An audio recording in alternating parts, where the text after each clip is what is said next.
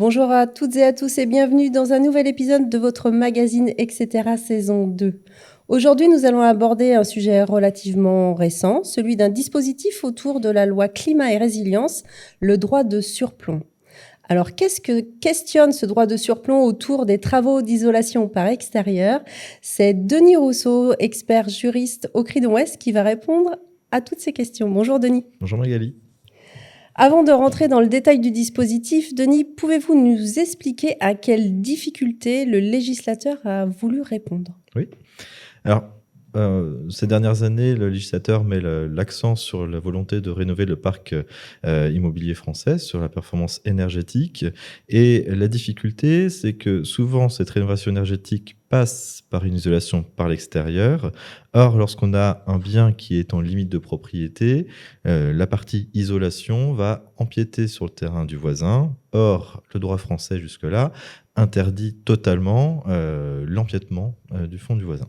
Et donc, le droit de surplomb répond à ce problème. Est-ce que cela veut dire que le législateur a créé un droit d'empiètement sur le voisinage? Alors non, aller jusqu'à l'idée de droit d'empiètement, ce serait trop parce que on n'a pas une volonté d'étendre cet empiètement à toute situation. On se limite vraiment à cette situation de l'isolation par l'extérieur et le législateur va poser justement des conditions strictes à respecter. Alors, quelles sont-elles justement ces vigilances à respecter lors de la mise en pratique d'un droit de surplomb? Alors, on a 4 conditions à remplir pour que on puisse mettre en œuvre ce droit de surplomb. Le premier, c'est le bien doit être un bien existant. Donc, ce droit de surplomb n'existera pas sur une construction nouvelle. Évidemment. L'idée étant d'être sur de la rénovation énergétique. Le deuxième point, il faut que cette isolation par extérieur soit le seul moyen d'atteindre cette meilleure performance énergétique, cette amélioration. Et donc, il faut pouvoir démontrer que aucun autre moyen permettait d'arriver à cette performance énergétique, ou du moins que ces autres moyens, ces alternatives, auraient été trop complexes ou trop onéreuses à mettre en œuvre. Il y a des caractéristiques bien précises, je crois. Est-ce que vous pouvez nous les nommer? Oui, alors on va avoir une autre condition, ça va être par rapport à l'importance de cette isolation. En largeur, on ne doit pas dépasser 35 cm. Exact. Et en hauteur, l'isolation doit commencer à partir de 2 mètres par rapport à la surface du sol. Une hauteur qui peut être abaissée selon l'accord des parties. Et dernière condition, il faut indemniser le voisin par rapport à ce surplomb qui lui est imposé. Donc les conditions sont vraiment très strictes et doivent être respectées.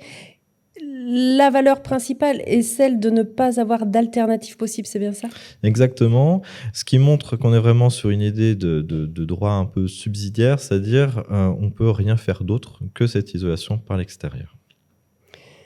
Concrètement, j'imagine que pour pouvoir mettre en œuvre cette isolation thermique par l'extérieur, nous devons aussi avoir la possibilité d'accéder à la parcelle voisine. Oui. Tout à fait. En plus du droit de surplomb, on va avoir un droit d'accès temporaire au fond du voisin, qu'on appelle traditionnellement le tour d'échelle. Droit qui permet de passer sur le fond du voisin pour venir mettre cette installation qui est temporaire, parce que ça sera que le temps des travaux. Qu'est-ce que le propriétaire doit mettre en œuvre concrètement pour pouvoir tout simplement prétendre à ce droit? Alors, il y a une procédure stricte qui est imposée par le législateur. Il faut bien faire attention à la respecter. Procédure qui commence par une notification qui est faite au voisin. La notification est importante. Il ne faut pas un simple accord verbal avec le voisin. Et vous précisiez qu'il fallait d'ailleurs bien vérifier, réceptionner cette notification, pardon. Effectivement, la notification va être très importante. Elle est faite soit par lettre recommandée avec accusé de réception, soit par signification par voie de commissaire de justice. Et dans cette notification, on va préciser que l'on souhaite bénéficier de ce droit de surplomb, qu'on n'a pas d'autres moyens possibles à mettre en œuvre pour améliorer la performance énergétique du bien.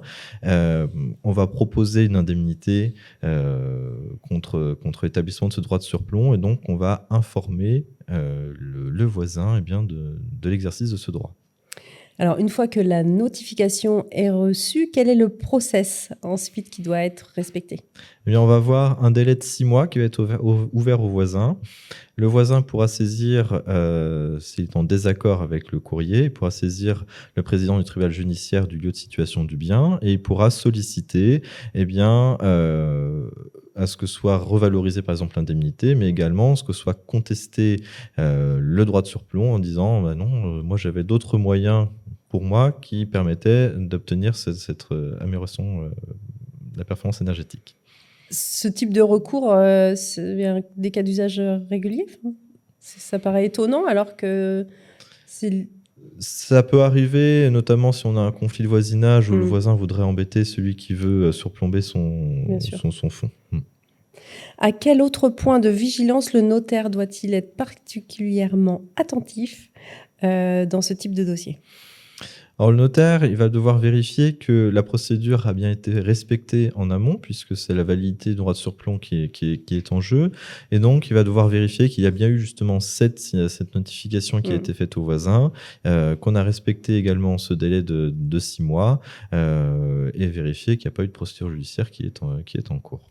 Et c'est une fois uniquement ces délais de 6 mois écoulés que les travaux peuvent alors débuter? Pas encore, parce que avant que les travaux commencent, il va falloir, établir ce droit de surplomb par acte authentique ou alors il sera établi par une décision judiciaire s'il y a eu, une contestation de la part du voisin. Il faut également, verser l'indemnité puisqu'elle doit être antérieure au début des travaux et une fois tout cela fait, effectivement, les travaux pourront, être réalisés. Une dernière question, Denis. Est-ce que ce droit est plein? Est-ce qu'il a un début, une fin? Ou est-ce qu'au contraire, il est tout simplement définitif? Il est pas vraiment définitif. Il y a plusieurs situations qui peuvent y mettre fin sans que le propriétaire, du fonds qui bénéficie de ce surplomb, puisse dire quelque chose. Par exemple, si, le propriétaire du fonds surplombé souhaite lui-même faire un agrandissement ou isoler par l'extérieur son bien, eh bien, il pourra imposer au propriétaire du fonds isolé, l'enlèvement de cette isolation par l'extérieur aux frais, de ce voisin justement qui a surplombé le fonds. Par exemple également, si la maison qui bénéficie de cette isolation est détruite, eh bien, le droit s'éteint automatiquement. Merci, Denis, pour avoir répondu à toutes ces questions. Merci Magali. Si vous voulez en savoir plus, n'hésitez pas à nous rejoindre sur notre site internet coform.fr et retrouver tous nos programmes de formation. À très bientôt.